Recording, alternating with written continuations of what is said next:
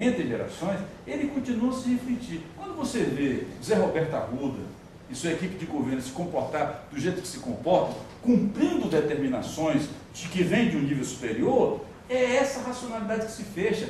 O governo do Distrito Federal continua a ter dificuldades imensas em aceitar diálogo. Esse é o primeiro problema que a gente vai ter que enfrentar. Como é que você consegue abrir diálogo com um governo desse?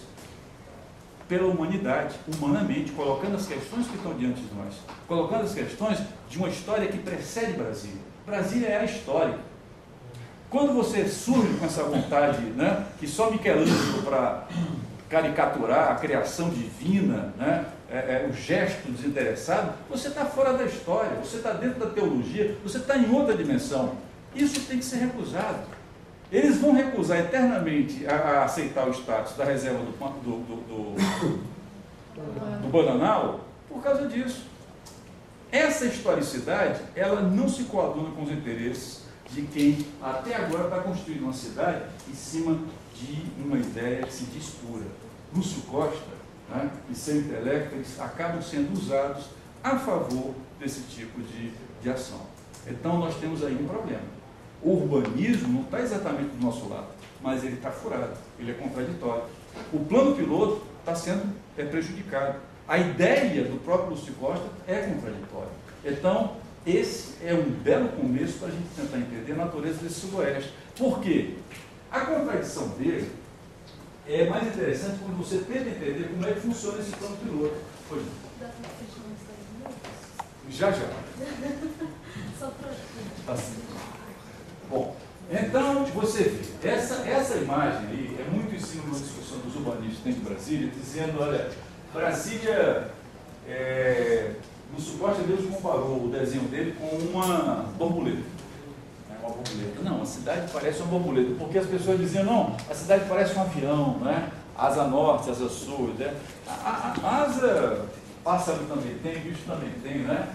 Eu não sei não, eu acho que parece mais um libélula, né? É um bicho mais velho e até mais elegante. Ele tem algumas coisas que... Agora, está virando uma mariposa. Isso aqui é uma mariposa fake, né? Essa é fake, porque não é uma mariposa de verdade. Os biólogos vão matar e dizer que isso aqui é mariposa. Isso aqui é um adorno, um adereço de mariposa, né? É uma mariposa falsa. E uma mariposa, ela tem umas asinhas gordinhas, ela se adensa, entendeu? Então, a borboleta já passou. Quer dizer, esse equívoco em relação ao próprio modelo da cidade é uma coisa que a gente fica espantado. Eles não estão entendendo o que é que realmente está acontecendo em termos de transformação. O Lúcio Costa não quis entender isso. Não é? E colocar o urbanista em questão eu acho que é importante para essa causa, porque Brasília, ela depende disso. Esse dado de racionalidade é fundamental para qualquer mudança. A gente tem que trazer, de alguma maneira, o urbanista para o nosso lado. O argumento do urbanista, ele tem que estar presente. A gente não pode esquecer a qualidade de vida urbana, a vida comunitária, e a gente tem que trazer o urbanista, colorindo o urbanista de coisas que ele foi preto e branco, ele foi cinza, ele foi descolorido.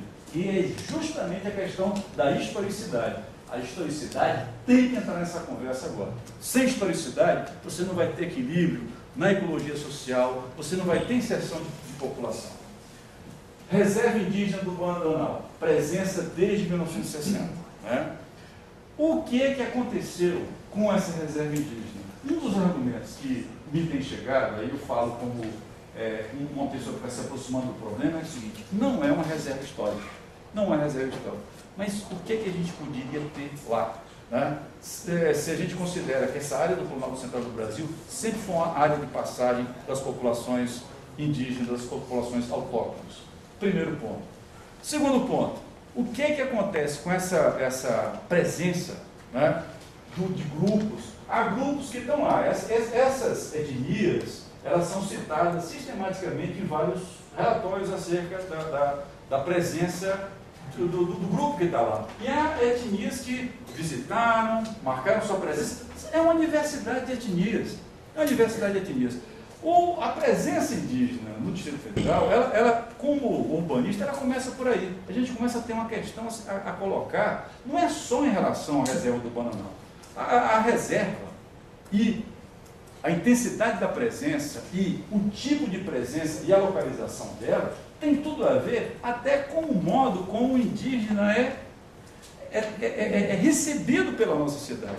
Ele não é recebido.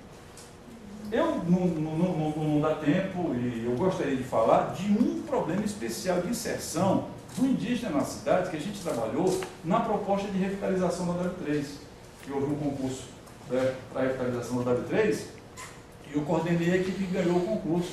E um dos pontos centrais da nossa proposta é a presença indígena na W3.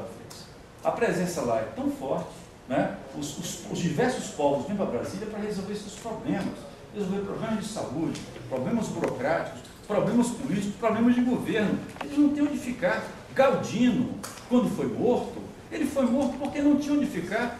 A pensão estava fechada, uma pensão miserável. Você não tem uma casa do índio, você não tem um lugar para ficar. Como é que o indígena é recebido? Até a presença indígena tão pequenina lá, eu suponho, é devido a isso, a esse tipo de prudência. Imagina se a gente tivesse uma presença indígena maciça lá. Ia se repetir um massacre. Ia se repetir um massacre. Eu digo para vocês, se a gente tivesse mais de 100, 200, 300 indígenas ali, se de repente as pessoas acreditassem, não, há uma casa do índio e a casa no Bananal. Vocês sabem que no período do Aparecido, as pessoas que pleiteavam terra em Brasília, elas fizeram um acampamento na 110 Norte. Um acampamento de resistência para colocar em questão isso. Bastou gente humilde se reunir que a polícia arrebentou todo mundo. Foi uma praça de guerra. Quem quer que, vamos dizer, pleiteie terra fora da ordem estabelecida para a ocupação do solo, vai apanhar nessa cidade e vai apanhar muito. Né? Vão botar fogo em quem pleitear. A violência por detrás disso. Então, a gente está falando de uma ordem urbana que é violenta. Ela não permite interrupção dela. Ela não permite exceção dela. Então, o que tem acontecido até agora é algo que mostra a prudência dessa comunidade. Essa comunidade tem sido prudente e tem agido bem. Ela tem agido bem. Ela tem compreendido a pressão ecológica que há em cima do indígena. Então, é muita coragem. É muita coragem essa presença até agora lá. Essa é a área. Então, rapidamente, para vocês verem aonde é que nós estamos falando, essa área toda, justamente pelas características do plano do sequestro, foi preservada. Há muita coisa que falar sobre ela, eu vou ter que ser muito breve, mas ela já começou a ser invadida. Brasília não devia ter as 700, teve as 700 logo na década de 60. Brasília não deveria ter as 900, teve as 900 logo na década de 60 para 70. As 900 deviam ser só uma franja da W4. As 700 avançaram 100, 200 metros aí dentro. Se você examinar o polígono desse pessoal que está aqui, olha, o quintal comprido, eles vão aprofundar. Inclusive, um dos problemas do Sudoeste é exatamente isso, esse recorte de fundo. Essa área não definida de Brasília é objeto de invasão, é um dos problemas que eles têm aqui, do pessoal que tem lote aqui. Esse recorte já não foi respeitado. Você já teve invasão do Cerrado ali. Então você começa a ter aí litígio. Esse litígio, no caso do Parque da Cidade, já foi resolvido na década de 60 com o Parque da Cidade já fez essa delimitação. Mas você vê a loucura que são aqueles recortes de fundo, né? Quer dizer, Brasília tem uma pressão imobiliária muito forte. Você tem essas visões todas, isso aqui é uma visão, esse aqui é o hospital de apoio da fundação, é uma área hospitalar pequenina que fica aqui, eles estão desmembrando e vários lotes que ainda não foram ocupados vão passar para o projeto do Sudoeste. Né? E isso aqui tudo vai ser área ocupada. Há uma faixa aqui muito grande que no projeto eles estão reservando para um segundo momento do empreendimento imobiliário. Né? Vocês veem a área que nós estamos falando, do Bananal, ela fica por aqui. Né? Ela fica por aqui. Vamos ver se a gente se aproxima dela. Essa imagem do Google está aqui. Está com aquela estrada, chegou aqui. É esse pedacinho de mundo aqui que a gente está falando. A vegetação do Cerrado. Há replantio, a mudança, o começo do sumiço do córrego, um dos projetos que eles almejam colocar esse córrego totalmente dentro da galeria.